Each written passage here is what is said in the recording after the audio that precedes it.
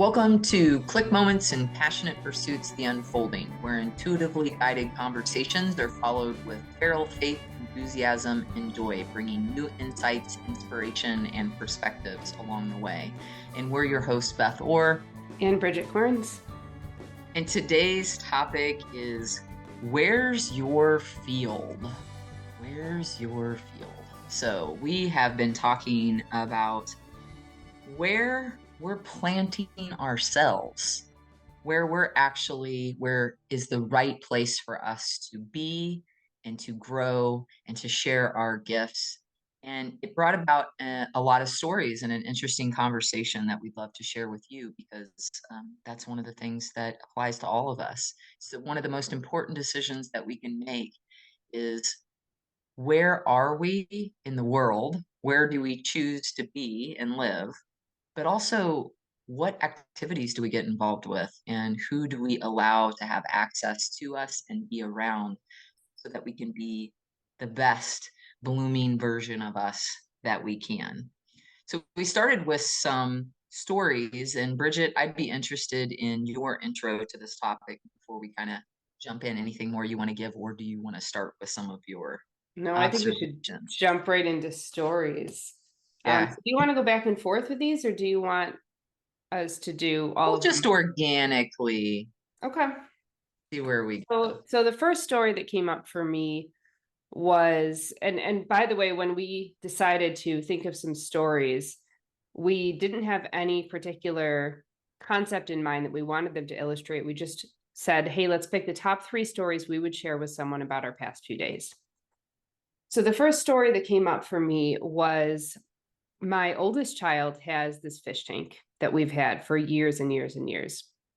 And every time it's time to clean the fish tank, I just am in the habit of picking it up and bringing it into the kitchen where we need to clean it and doing all the work. And he just kind of helps on the side. But this time I thought, he's old enough that he can probably do this by himself. It's like a 10-gallon tank, so it's got some weight to it. And I told him that he wasn't allowed to go and do his activities for the weekend until he got it done. And his immediate response was this groan, and how do you think I'm going to do that? I can't do that by myself. It's really heavy. And I said, well, if you want to go, you're going to get it done. So there was resistance. There were a lot of moments where he goes, well, I can't carry it into the kitchen by myself. And I can't, the filter that we have is pretty complex. Like, you have to take the pieces apart and put in new charcoal gravel. Like, there's a lot of pieces to it. There's a specific water conditioner that has to go in just the right amount for the water to be habitable for the fish, and so on. So along this process, he's sharing with me that, like, I'm stuck. I can't do this. I don't know how to do this. I just got gravel everywhere. And I just kept allowing him, with a little bit of encouragement, to do it himself and to figure it out and to work through it. So, and share the kind of brain he is too. Oh yeah, so this kiddo is really scientific. Like, he's always been the kid, when there's a crowded room of other kids, he'll sit and kind of watch and observe and see what everybody's doing and, like, take stock of all the moving parts. He's the one who, he's an engineering mind. Like, he's the one who will put together these complex diagrams or machines or Lego models just from his mind. So he's really, really good at, without guidance, creating like a blueprint and a system for himself. So in my mind, when I think about him, I think of, like, I remember the day that I called you, and he had taken apart what is it? The Oh, big his wheel, green machine, big his wheel, green yeah. machine. He had taken apart his green machine, his big wheel, and he wanted to repurpose it to do something else with it, right? And so he had all these parts out. So this is a no instructions, wants to just take it apart and figure this out to put something entirely new together, as opposed to a fish tank. Right. Right. Right. For me, a fish tank may be difficult because of who I am, however, not insurmountable. But this actually aligns with what you're asking him to do, is actually something that's within his realm of possibility. Mm-hmm. Yeah. even though it may be a stretch. So that was the first story that I shared. The second story I shared, second and third, are both wrapped around this retreat that I just spent the day at yesterday. So the first part of this story is I realize feelings are coming up as I'm heading into this retreat, that it was a new place, that I'd never been there before, that they were new people who I'd never met before. Even my spiritual director, who I've been with for a year and a half, I've never met in person, and he was going to be there. So not a single person there have I ever met or encountered before. And I also am going into this place where, like, it's a new spiritual setting. And usually in spiritual settings, there are a lot of, take your shoes off, or you do this sign at this place, or you say this prayer. And, I didn't know any of that. So I'm going in with a little bit of anxiety wrapped up in me because I don't know what to expect and I'm brand new. What I noticed as I'm there was that as soon as I entered the place where the retreat was being held, the temple area, I sat down and was immediately able to just drop into meditation. And I feel like meditation is the one thing, like meditation, prayer, and sleep are the things that require the most sense of safety and security for us to be able to do, because we go into a very defenseless state when we're in those states. Yeah. So I had entered this brand new place that was wrapped up in a lot of anxiety for me. But as soon as I got there, I felt belonging enough to immediately go into meditation, close my eyes, and just drop in. So that's my second story. And then my third is around that idea of meditation. And as much as, I spent so much of yesterday in a meditative state between the retreat and evening prayer. Probably hours in meditation. And as much as every single time I go in, I get this sense of peace and love and just warmth, and it just is a beautiful state to be in, and it's like inner stillness that I don't get anywhere else. But it still requires, every single time I want to fit that practice into my daily life, it requires some sacrifice of me. Like, it's a discipline. It's not like I wake up early in the morning before my kids are up and go, oh yeah, I can't wait to set my alarm 30 minutes earlier so I can meditate before I start my day. So as much as I love it, and I know that it cultivates this great peace in me, it still requires me to practice it as a discipline. It still requires me to make sacrifices so that I can fit it into my day, as important as I know it is. Mm-hmm. So those were my stories. Okay. So before I jump into my stories, I think it's kind of helpful to help folks realize in what ways that this relates, right, to what we're talking about. Because what I feel like is interesting, and you kind of touched on this, but I just want to kind of illustrate this or make sure that it's really clear. We had a general idea of what we thought we might touch on as a topic, but it didn't quite fit yet. And stories obviously really help to illustrate what we're thinking about. And it really helps other people allow themselves to see themselves in the information, because we can kind of touch that. The stories, we can understand where we fit through somebody's story. And so when we chose these three, we didn't know that they were going to fit with this topic, or if it would, and instead released the topic entirely and said, you know what, we're not even going to talk about that topic. I would just be curious if we were to pick the top. And when I say top, I don't mean three most significant. I mean three that came up first. Mm-hmm. The first three that come to mind. Now, I've done a lot of things this weekend. You've done a lot of things this weekend, but we picked small stories within these larger experiences for a reason that we don't necessarily understand, but that when there's something that wants to come through us, oftentimes we'll just get little bursts of visuals. And so what we're doing is sharing those stories, looking for a thread. And when we just faithfully told those three stories, there was a thread that that we found. So, and it was a little bit different. I think it's important to see like line of sight, like what you would see and what I would see would be two different things just because of who we are, right? Mhm. And we're very similar in a lot of ways, but we still have our individual, lenses that give us a little bit different meaning. So with you with Scott with the fish tank, I just thought that was just such a beautiful illustration of how so many times when something's uncomfortable. So we see that in the world. Like, we don't like your political opinion, so we're just not going to talk to you. We don't like that um, that there's like everything's on fire in the world, so we're just not going to look at it.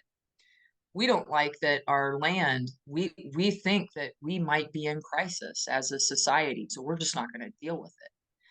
But in actuality, there's always something in our lives that there's this moment where we're invited to get through the discomfort. That it's not going to stay there, that if we actually just sit with something long enough, whether it's the world, like imagine how quickly we could solve the world's issues if we were to all be on the same page and we just were like, hey, let's just all spend a day across the world generating ideas and collecting them. Imagine the power of that. If we just said, yeah, I'm willing to spend my whole day saving the world. How about you?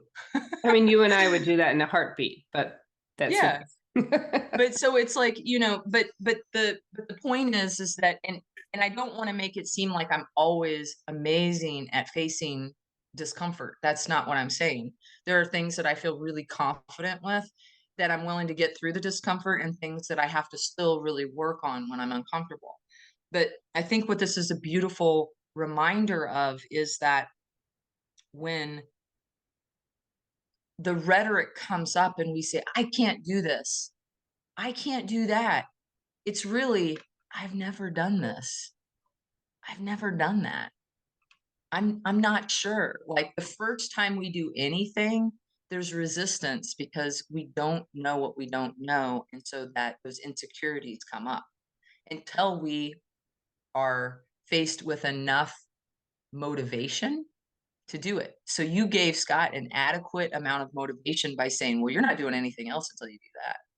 Well, there was obviously something else he wanted to do with his weekend that he was like, well, I've got to figure this out. Suddenly, there's an openness and a receptivity that allowed for it to be solved in 20 minutes. It was so Yeah. quick and easy. It And was on so top of quick that, and easy. I didn't even mention the fact that it takes them days to put their clothes away usually, and every single one of them got their clothes put away within minutes. I mean, miraculously quickly, because there was an incentive for them to be able to perform the task. Right. So instead of the excuses coming up of, well, I can't do it, I really don't want to do it. All of a sudden it was like, well, if I want to do that thing, which I really want to do, then this thing has to get solved and I'm the person to solve it. And Yeah. all of a sudden we have these capabilities that we never thought existed. I love that too, because I think it's almost like a hack that we can do with something that we don't like doing. Like Mel Robbins talks about like 5, 4, 3, 2, 1, go. And Yeah. I think that's beautiful. And I think it can work for a lot of things. But sometimes we've got some savvy people that are like 5, 4, 3, 2, 1, skip that. Who would those people be, Beth? I don't know. I don't know. Like I have no idea. I'm just saying hypothetically. Like but when it doesn't work with some people, because that actually does work with me for some things, but for other things it doesn't. It gets to be to a point where I'll mix something that I don't want to do with something that I do want to do. So it Mhm. was like last Sunday, I was like, I'm gonna finish these like two things before I can go play. And then I'm gonna go for a hike, and I'm gonna go to my favorite restaurant, I'm gonna get brunch, and then I'm gonna go for a hike, and then I'm gonna go get a beverage on my way back. And I was like, oh my gosh, this is gonna be the greatest. But I wouldn't let myself go until I got a certain number of things done. Now the beautiful thing is luckily I'm working on things that I love. But even though I was working on things that I loved, I still wanted to go hike and play over doing that. It still wasn't like play is still better than work, even if you love your work when you're playing, right? Mhm. So when you pair something like that together, sometimes it's kind of a little hack that helped, or like you structured it with kids, they actually got through it pretty quick. And it was almost like instead of like having to wait forever and like drag on, it was just done. Yep. And now you know it can happen that quick. Right. Yes. No, this is a great advantage. I don't know if they've So, realized what they've allowed me to know now. right? What about the retreat for you? I've got some thoughts on your description of that, but what kind of comes up for you? And especially around this like where's your field, right? Yeah. Because I So actually think with Scott, it strengthened his field because it probably gave him some confidence. He I actually think it, completed something that he didn't think he could. yeah, I think challenging situations can give us perspective that allows us to see our field as broader than we thought it was before. Right. So this was my field before. Now I've been stretched outside my comfort zone, and now this is my field. And each time we do that, our field gets bigger. Mm. With the retreat, like you had said, this was a great bit of intuition that you had around this, that I had found this place because I was very intentionally looking for something. And that something was a reflection of the spiritual path that I've been on. And I really wanted to find a place that aligned with where I find myself now spiritually. So that's how I'd found this place. And I had been doing spiritual direction with Dave, who we've had on the podcast before, for a year and a half leading up to this. So I think the story here is that when we find an ecosystem that's suited to our nature and to who we are as a whole person, then of course we're going to bloom there. Of course, it's where we belong. It'd be like trying to grow a palm tree here in upstate New York. That's not going to go over very well because it's not the right ecosystem for that to flourish. But when you take a palm tree into the tropical area, of course it's going to flourish because that's where it belongs. That's innately where it feels its strongest. So being in this place for this retreat is a place that innately aligns with the highest expression of who I am. I love that. I feel like what this reminds me of is so many times like I loved going to church when I was a kid, right? I Mm. loved it because I loved the people there. And so I did belong. There's sense of belonging. Like I was like everybody knew me, I knew everybody else. Like when I came into the sanctuary, I would run and give hugs to all the people that I knew, and they would be all excited to see me. And it was like I did feel like I felt like I belonged until I got older, and then I realized that there were parts of myself that I couldn't share and still belong, right? So, Ooh, right? got insight on this. Okay. You, So, yeah. go ahead. No, go ahead. So I was just looking at this plant in front of me, and I had this experience this past week of the plant that outgrows its pot. Hmm. It's like when it's first planted in it, it's got spaciousness. It can like spread out its roots. Like it feels really comfortable and it's thriving. And then all of a sudden it gets to this point, this growth point where it's starting to feel a little cramped. Yeah. And then it needs more space and it needs to expand. And it's not that there was anything wrong necessarily with that pot, but it just was no longer the place for that plant to grow and thrive. Yeah, and it doesn't devalue, like ideally you're not just throwing away the pot, you're actually using that pot to replant something Yeah. that's new, right? And Yep. so it's always like a pot that is this special place where new things get to grow to a certain point. Mm-hmm. And so it for me, like if you're a small enough plant, or if you're whatever it is that you're here to do is meant to be in that pot, Yep. it's the perfect spot for you. But Yep. we don't know what we're here. We don't even know when we're planted, how far we're going to grow, or if we're going to stay in that pot or not. And so I actually think this kind of came up for me too, because I loved growing up in my community. I love Moberly, Missouri. It is a small town of 12,500 people, and I still go home. I love Moberly, and I'm always going to have it be something that's really positive. I had beautiful people. Like, I still on Facebook, I'm always shocked at how, like, of the only 320 people in my graduating class, a lot of us still keep in contact over Facebook, and we are congratulating each other on different things or encouraging each other when there's medical stuff. And there's this real love for each other. So I was thinking about how growing up, I really felt safe in that community, that I belonged in that community. And it wasn't again until I got older that parts of me that were now appropriate to grow, and in particular, like my sexuality and who I was becoming, I didn't see other people around me that I felt like I didn't have a community anymore to grow in those ways. And so, like, I imagine if you are a heterosexual person and you're only in gay land, and, and you're like the one straight couple in gay land, and you'd Wait, be I have a like, question. Where is this gay land and how do you where is gay land? get Well, you could go to Orlando on gay day, and you'd see gay land for the day. Okay, I'm going to take a pass on Florida, but thanks for the suggestion.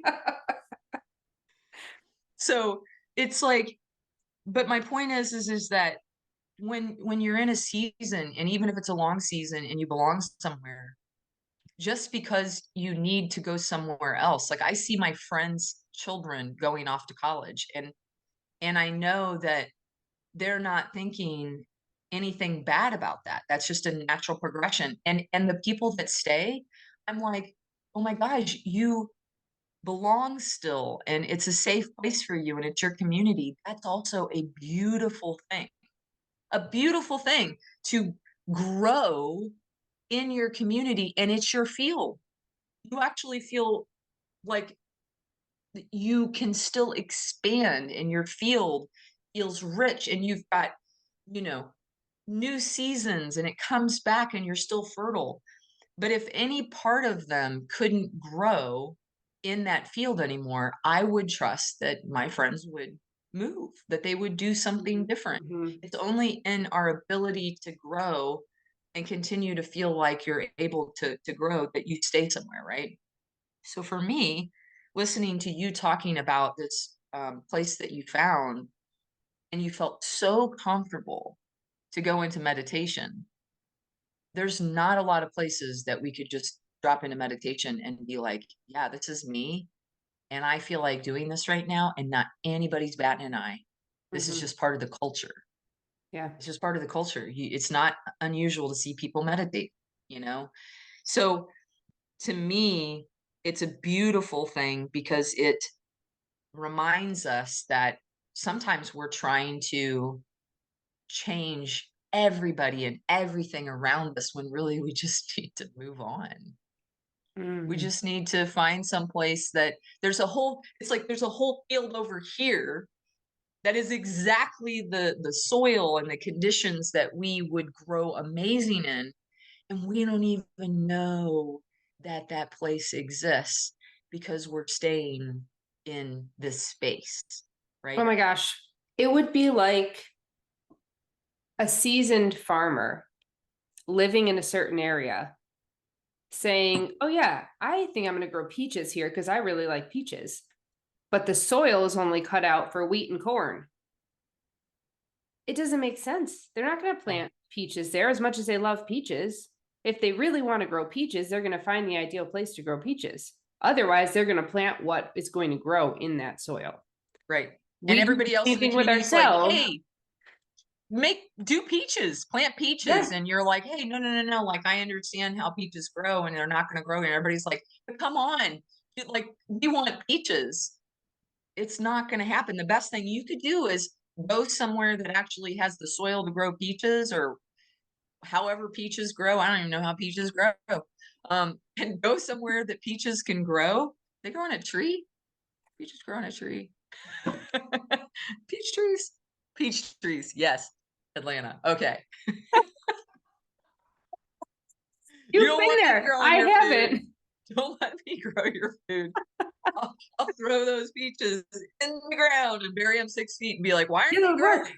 That would work. You know, the pit, sprouts, the See, my instincts are good. It's my mind that doesn't know. stop questioning. Just go with it. But what I got to thinking about was, as I was remembering, and I'm going to share with you my 3 stories, but um, when I was in college, I went to college and there were all these freshmen in my dorm. And I remember there was like several people who were like holed up in their rooms.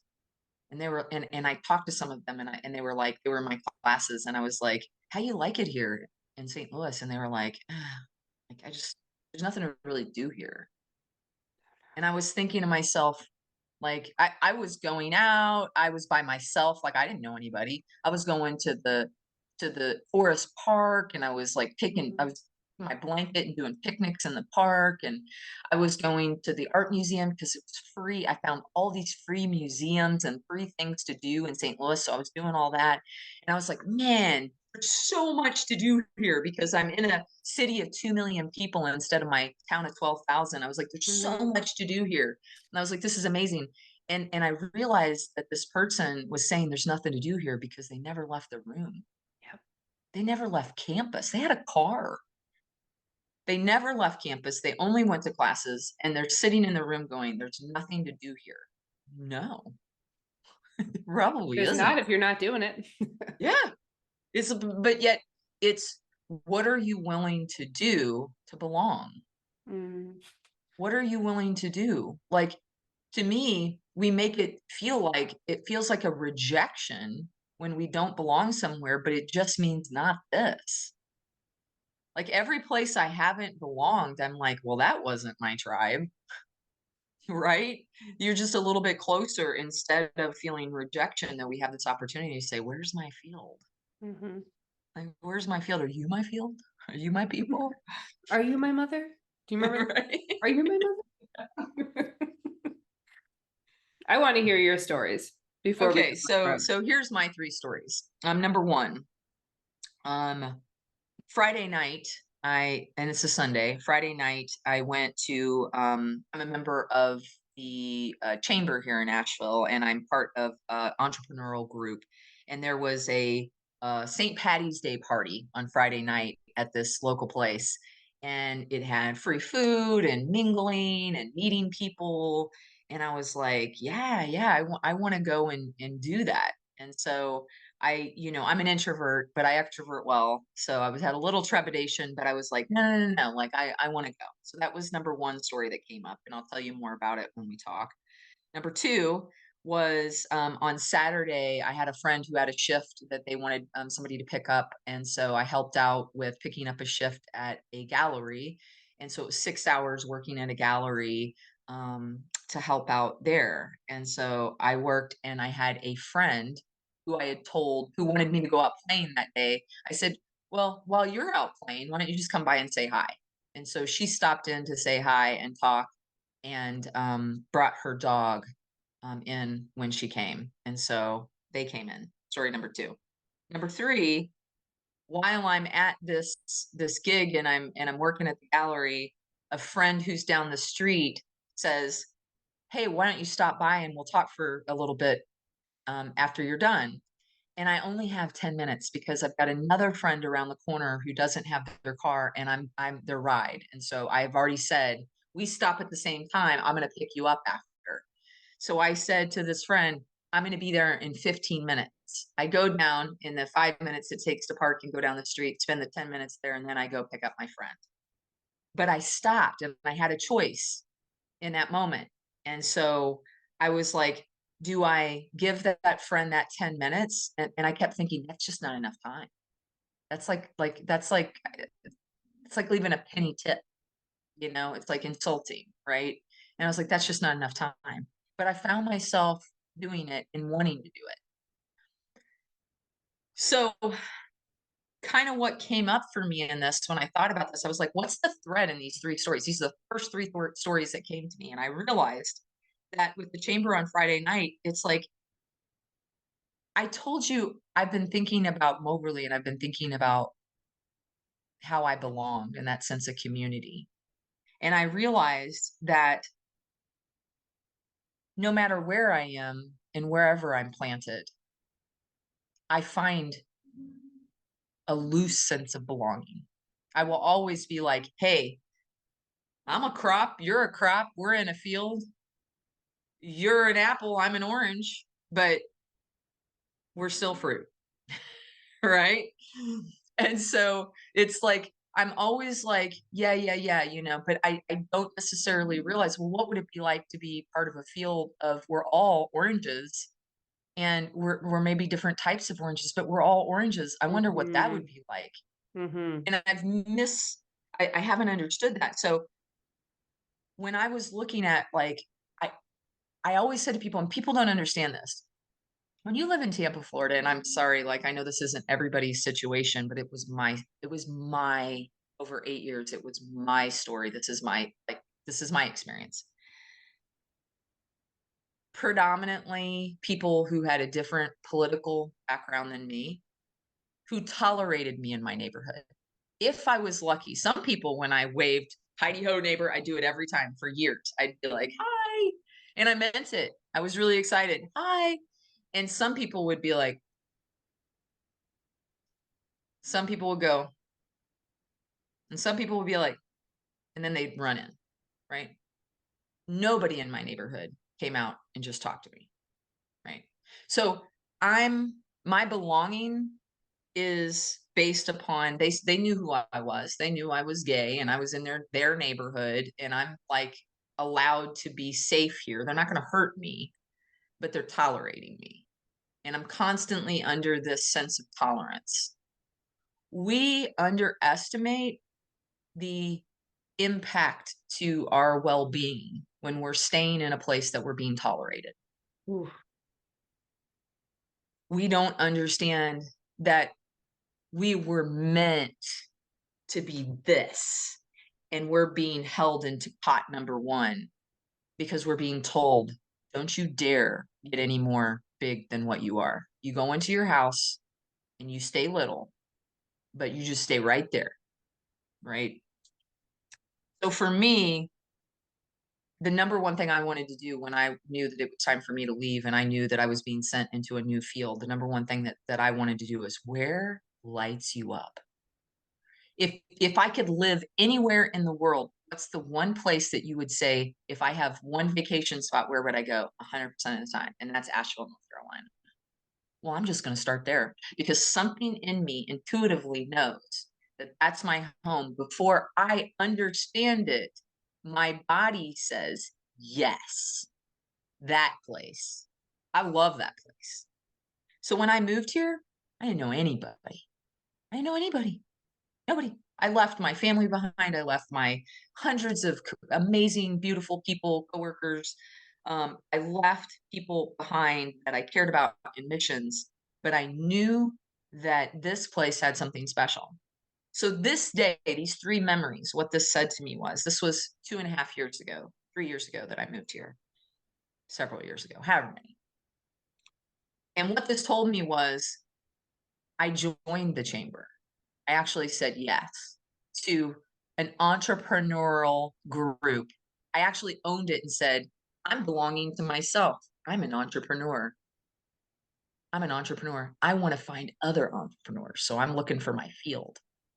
And I said yes. And then I went to that party and I found I was surrounded by people that they all get it. Like if I talk to them about the challenges of being an entrepreneur or the benefits and beauties of being an entrepreneur, they're like, yeah. Then the next day, I'm doing a job that is not a licensed clinical mental health counselor job. I'm working at a gallery because while I'm building my business, which is my yes and what my heart is to give in that way, I need to do something else that doesn't deplete me. I need to do something else that actually makes me feel really good and I actually love it. And I love art and I love my friends. So to help my friends who have galleries to actually be able to do that and say hi to people and meet people What a beautiful thing. To have a friend drop in reminded me of my small town. Like Mm. people just stopping in your business and being like, "Hey, how you doing?" Brief visit just to say, "Wow." And then they get to look at your friend's gallery and see it and make connections. It's all about belonging and feeling like, and so here I have a friend stopping in who's an entrepreneur, and I get to hold the pet and be like, "Oh my God, this is amazing." And just give of myself. And it was like, whoa. And then to have a friend down the street, around the corner from another friend, all in an art community, say, "Hey, friend, come down and talk for 10 minutes." Yeah, 10 minutes. We can do a lot in 10 minutes. So we caught up briefly in that 10 minutes, and I gave that time to her, and she gave her time to me. And I got to see her excelling in her space and share in that and talk to her about what she was doing. So, how do we build community? How do we build belonging? How do we feel like safe? Well, I feel safe when I'm honest with myself. What makes me safe? What makes me safe is being in a community that I can walk down the street and be gay and be gay. I could yell anywhere in Asheville, "I'm gay." And people would be like, "Okay, me too." All right, so it's like, how am I safe, uniquely safe? Is I'm in a community that it doesn't matter if you're straight, if you're gay, if you're trans, whoever you are, you're non-binary, it doesn't matter who you are, you get to be here, right? Um, I'm in a space where that I have people who value flexibility in their schedule, being an entrepreneur, creating something that's unique that they can give of their gifts in a way that they can't serve in that way in an organization. They have something very unique to give. So I'm around people who get, we all have something unique to give and we want to do it in that unique way. And we're willing to take a chance. We're willing to do that, right? Martha Stewart says it's not a risk, it's a chance. You're taking a chance. You're not taking a risk. It feels different, right? And then to be with my friends all the time and not have to wait till an evening that we're not all exhausted from our jobs and depleted to meet each other. We just get to dip into each other's lives. 10 minutes here, 15 minutes there, maybe I'll see us. Beautiful. But the point is that I created, and it took time and action. I finally have created a safe space in a community where I feel like I belong, and it took one honest action after another, an honest question after another. Where do I feel safe? What does safety look like? What would it take for me to belong? Who are those people? What's that community? I want to be planted in that field. I want to be planted in that field. And it chokes me up because I see people trying to make fields fit to what they are when their field is already set up. And they may have to let a whole lot of really good things go to find a space that surpasses any kind of expectation that they could even begin to feel, because it's a feeling thing. When you're planted in your field, you feel like you're planted in your field. Like every day I wake up, and people think I'm kidding, like every day I wake up and I'm like, oh my God, I live here. I just took my friend to her job and drove her there. And literally we were smitten. And the whole time we kept looking at the skyline and we're like, can you believe we live here? Oh my God, I can't believe it. Look at this place. All the arts, all of the river and the graffiti and all this stuff. And some people would be like, graffiti, I hate graffiti. Well, it's not your field. It's not your field. But it doesn't mean that my field shouldn't exist. Ooh, man. Singers today. Right? Doesn't mean, and I love your field for you, but don't tell me that your field is for me when I love my field and I get to live in my field. And guess what? There's enough space for me to live in my field. If you want to live in your field and you live over in your field, and I value that. But I want to live in my field.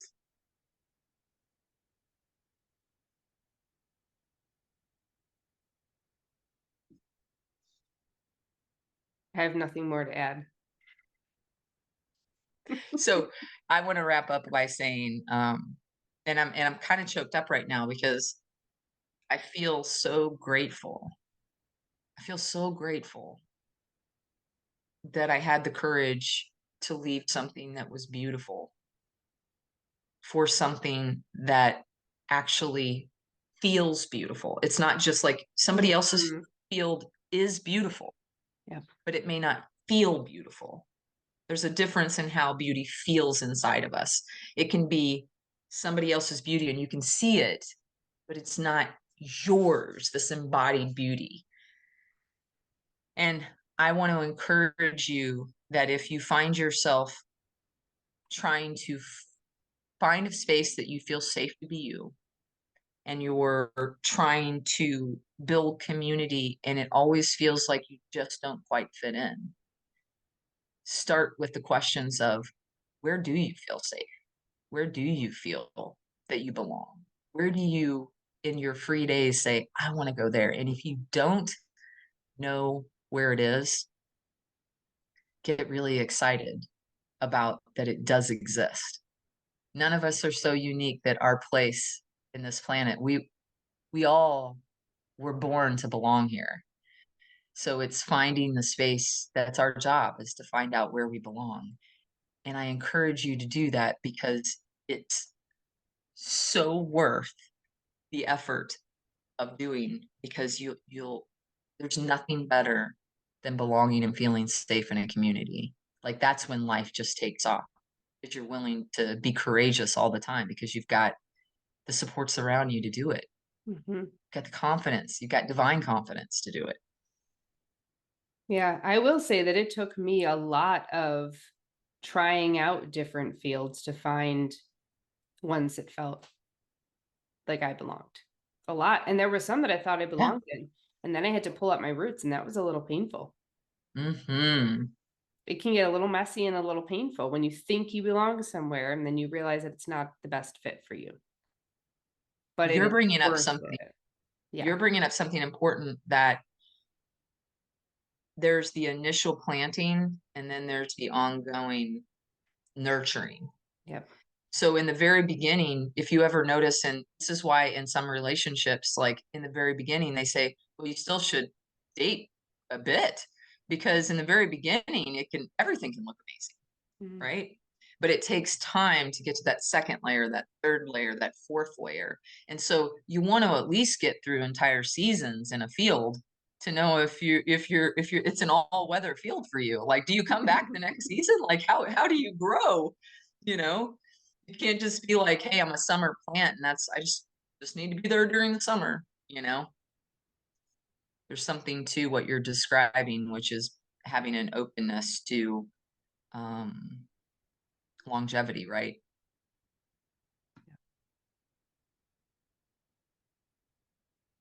Thank I'm you. good. I'm All right. good. Thank you for another episode. And a special thanks to Asheville artist Melissa Moss for our cover art. You can find more about Melissa at melissamossart.com. And thank you to Cloud Cult for our podcast music from their song There's So Much Energy in Us. Find out more about them at cloudcult.com. And to all of our listeners and viewers, thank you so much for being here with us and for sharing in these conversations. We wish you all peace, love, and light.